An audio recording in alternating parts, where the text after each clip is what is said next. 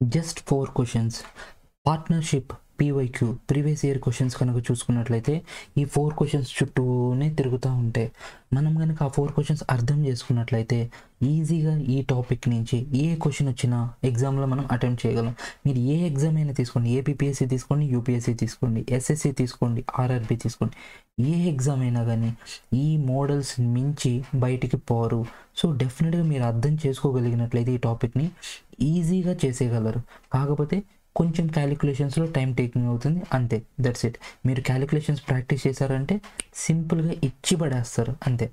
So ఆ 4 questions ఏంటో చూసే ముందుగా, hi guys, welcome to Sachi academy. This is Sachi. Like చేయండి, కామెంట్ చేయండి, మీ విలువైన ఫీడ్బ్యాక్ని కామెంట్ సెక్షన్లో ఇవ్వండి, షేర్ చేయండి మీ ఫ్రెండ్స్కి అండ్ సబ్స్క్రైబ్ చేసుకోండి. స్టార్ట్ చేసేద్దామా? ఫస్ట్ ఆఫ్ ఆల్, అసలు పార్ట్నర్షిప్ అంటే ఏంటి? పార్ట్నర్షిప్ అంటే ఏంటంటే, ఇప్పుడు నార్మల్గా ఇద్దరు కానీ అంతకంటే ఎక్కువ మంది వ్యక్తులు ఒక బిజినెస్ స్టార్ట్ చేసినప్పుడు అక్కడ ప్రాఫిట్ అనేది వస్తుంది. బిజినెస్ రన్ చేసినప్పుడు ప్రాఫిట్ వస్తుంది కదండి. కాబట్టి ఆ ప్రాఫిట్ని ఎలా షేర్ చేసుకోవాలి? యూజువల్గా పర్సన్స్ అనేవాళ్ళు ఏం పెడతారు? ఇన్వెస్ట్మెంట్ పెడతారు, తర్వాత ఇంతకాలం అని పెడుతూ ఉంటారు. సో దాని ప్రకారం మనం ప్రాఫిట్ని ఎలా షేర్ చేసుకోవచ్చు? తర్వాత కొంతమంది వచ్చేసరికేమో కమిషన్స్ అన్ని తీసుకుంటూ ఉంటారు, లేకపోతే వర్క్ చేసినందుకు వాళ్ళు శాలరీస్ అన్ని తీసుకుంటారు. అవన్నీ డిఫికల్ట్ ప్రాబ్లమ్స్ అనమాట. అది కూడా మనం చూద్దాము. అయితే ఇనీషియల్గా మనము ఒక ప్రాఫిట్ని మనకి ఇన్వెస్ట్మెంట్ టైం అనేది తెలిసినప్పుడు ఎలా షేర్ చేయొచ్చు? ఫర్ ఎగ్జాంపుల్, ఇక్కడ 2 పర్సన్స్ ఉన్నారు. 2 పర్సన్స్లో ఒక అతని ఇన్వెస్ట్మెంట్ ఏమో I1, అతనేమో T1 డేస్ ఇన్వెస్ట్ చేశాడు. రెండో అతను I2 ఇన్వెస్ట్మెంట్ని T2 డేస్ ఇన్వెస్ట్ చేశాడు. అలాంటప్పుడు వాళ్ళకి వచ్చే ప్రాఫిట్ ఏంటంటే I1 into T1 is to I2 into T2. ఇక్కడ ఇది బేసికల్గా రేషియోస్ ఎందుకు తీసుకున్నామంటే, రేషియోస్ అనేది మనం ప్రాఫిట్ని ఎలా షేర్ చేస్తున్నాము అని తెలుసుకోవడానికి ఇక్కడ రేషియోస్ అనేది తీసుకున్నాం. ఈ రేషియోస్ అనే టాపిక్ మీద మనం ఆల్రెడీ ప్రీవియస్ ఇయర్ క్వశ్చన్స్ అనేవి చేసాము. ఆల్రెడీ వీడియో అనేది ప్లేలిస్ట్లో ఉంది, please check it out. Next ఇక్కడ 4 క్వశ్చన్స్ స్టార్ట్ చేసేద్దాము. ఫస్ట్ క్వశ్చన్ ఇక్కడ వచ్చేసరికేమో XYZ అనే 3 పార్ట్నర్స్, ఒకళ్ళేమో 11,000, ఇంకొకళ్ళేమో 12,000, ఇంకొకళ్ళేమో 13,000 ఇన్వెస్ట్ చేశారు. అలాంటప్పుడు వాళ్ళకి ప్రాఫిట్ 720 రూపీస్ వస్తే వైకి ఎంత షేర్ వస్తుంది అవుట్ ఆఫ్ 720 అన్నాడు. ఎలాగా కనుక్కోవాలి? ఫస్ట్ ఆఫ్ ఆల్ ఇక్కడ మనం చెప్పాం కదా, I1 into T1 is to I2 into T2, right? Basic formula ఇది మాత్రం గుర్తుంచుకోండి. సో ఇక్కడ వచ్చేసరికి 11,000, ఎక్స్ ఇన్వెస్ట్మెంట్ ఎంత 11,000. మరి ఇక్కడ టైం ఇవ్వలేదు కదా అంటే, యూజువల్గా టైం ఇవ్వనప్పుడు బై డిఫాల్ట్ మనము 1 ఇయర్ తీసుకోవాలి. 1 ఇయర్ అంటే ఏంటి? 12 మంత్స్ అనమాట. కాబట్టి into 12 is to 12,000 into 12 is to 13,000 into 12. Okay, I have taken it like that. అయితే ఇక్కడ మనము కనుక క్యాన్సిల్ చేసేసినట్లయితే ఫైనల్గా రేషియో వచ్చేసరికి 11:12:13. ఫైనల్ రేషియో మనకి ప్రాఫిట్ రేషియో అనేది 11:12:13 అని వచ్చింది. ఇప్పుడు మనకి టోటల్ ప్రాఫిట్ ఎంత? 720ని ఈ రేషియోలో మనము డిస్ట్రిబ్యూట్ చేయాలి. అయితే షేర్ ఆఫ్ వై కనుక్కోవాలంటే వైది ఎంత? 12. So 12 out of 36, right? 11 + 12 23, 23 + 13 36. So 12/36 into 720 ఎంత? 240. సో వై షేర్ ఎంత? 240. ఇది చాలా ఈజీ క్వశ్చన్. ఇలాంటి క్వశ్చన్ ఎగ్జామ్లో వస్తే లాలీపాప్, అంతే. హ్యాపీగా లాలీపాప్ నోట్లో పెట్టుకొని వచ్చేసేయచ్చు, సింపుల్. అయితే సెకండ్ క్వశ్చన్, ఏ వచ్చేసరికి ఏమో 3,000 ఇన్వెస్ట్ చేశాడు సంవత్సరానికి. అయితే బి వచ్చేసరికి ఏం చేశాడంటే 5,000 ఇన్వెస్ట్ చేశాడు. ఇప్పుడు కొంతకాలం అయిన తర్వాత ఇన్వెస్ట్ చేశాడు అనమాట. అంటే స్టార్టింగ్లో వచ్చేసరికి ఏ స్టార్ట్ చేశాడు బిజినెస్, కొంతకాలం రన్ చేసిన తర్వాత ఏ ప్రాఫిట్ భలే వస్తుందని చెప్పేసి బి వాడు జాయిన్ అయ్యాడు. ఎంతతో? 5,000తో జాయిన్ అయ్యాడు. అయితే at the end of the year ratio వచ్చేసరికి ప్రాఫిట్కి 9:10 అయినట్లయితే బి ఎన్ని నెలల తర్వాత జాయిన్ అయ్యాడు అని అడిగాడు. ఓకే, ఇది ఎలా చూద్దాము. First of all basic formula ఏంటి? I1 into T1 is to I2 into T2. అయితే I1 ఎంత?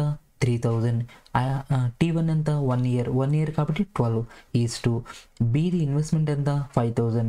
ఇక్కడ T2 ఎంత మనకి తెలియదు కాబట్టి ఎన్ని నెలలు అతను వర్క్ చేశాడు తెలియదు కాబట్టి ఎక్స్ అనేది తీసుకుంటాం. అయితే ఇక్కడ వచ్చేసరికేమో ప్రాఫిట్ రేషియో ఎంత? 9:10. ఇక్కడ మనము ఫైనల్గా x = 8. అయితే ఇక్కడ ఆన్సర్ కనుక చూస్తున్నట్లయితే బి జాయిన్ ఆఫ్టర్ 4 months అన్నాను. ఇదేంటి మనకు ఆన్సర్ వచ్చేస్తుందేమో 8, కానీ 4 మంత్స్ ఎందుకు మెన్షన్ చేశాను? సింపుల్, ఇక్కడ ఏమడిగాడు, B joined after how many months, ఎన్ని నెలల తరువాత. కానీ ఇక్కడ మనం వచ్చేసరికేమో ఇన్వెస్ట్మెంట్ అనేది టైం అనేది ఎన్ని నెలలు మనము ఇన్వెస్ట్ చేసాము అనేది చూస్తాము, ఎన్ని నెలల తరువాత కాదు. ఇక్కడ ఎన్ని నెలలు ఇన్వెస్ట్ చేశాడు, 8 మంత్స్ ఇన్వెస్ట్ చేశాడు. దట్ మీన్స్ 12 మంత్స్లో 8 మంత్స్ తీసేసి ఎంత, 4 మంత్స్. సో 4 మంత్స్ తరువాత బి అనే అతను జాయిన్ అయ్యాడు. ఇలాంటి లైన్స్ అనేవి చాలా జాగ్రత్తగా చూడండి ఎగ్జామ్స్లో. ఓకే, సో టెన్షన్లో సమ్టైమ్స్ స్కిప్ చేస్తాము. ఇన్ కేస్ 4, 8 రెండు ఆప్షన్స్ కనుక ఇచ్చినట్లయితే డెఫినెట్గా మనము రాంగ్ ఆన్సర్ పెట్టడానికి ఛాన్స్ అనేది చాలా ఎక్కువగా ఉంటుంది. So take care.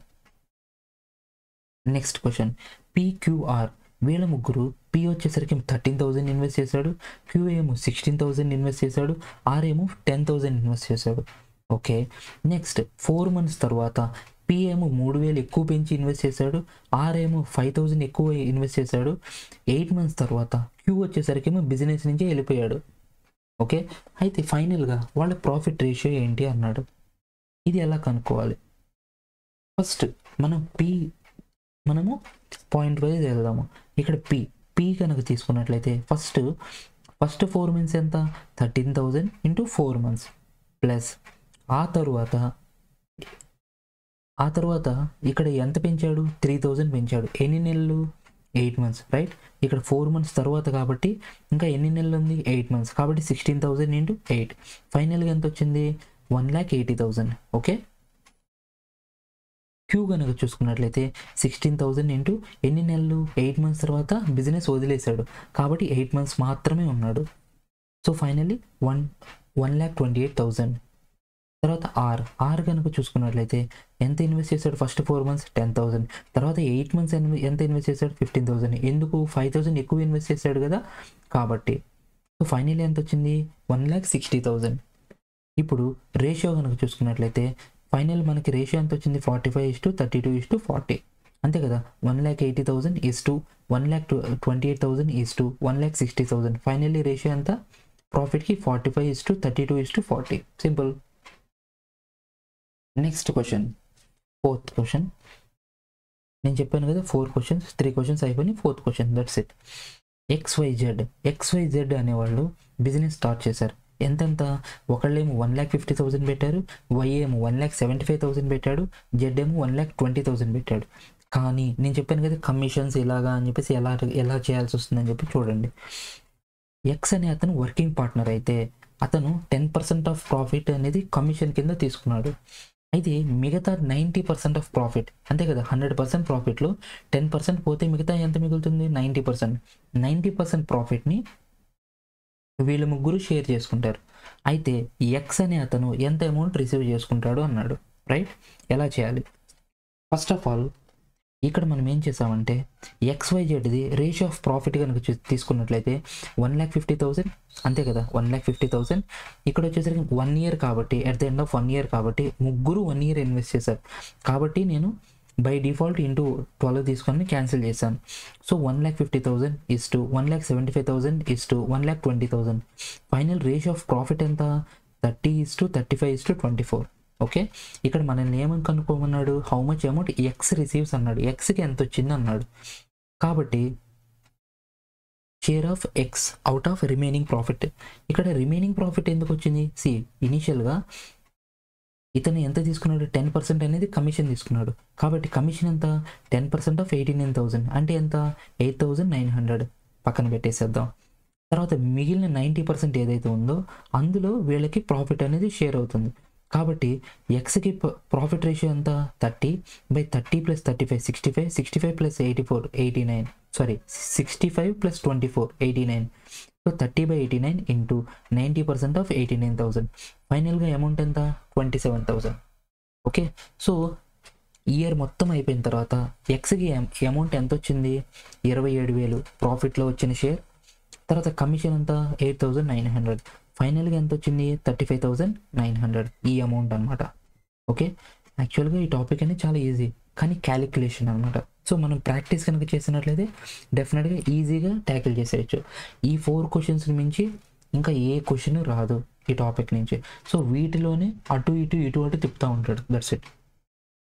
ఈ ఫిఫ్త్ క్వశ్చన్ ఉంది ఏంటి, సింపుల్, నేను జస్ట్ నార్మల్గా ఇచ్చాను అనమాట, జస్ట్ ఫర్ ప్రాక్టీస్. ఓకే, ఇక్కడ పీక్యూఆర్ అని వచ్చేసరికి ఏమో క్యాపిటల్స్ 2:3:6.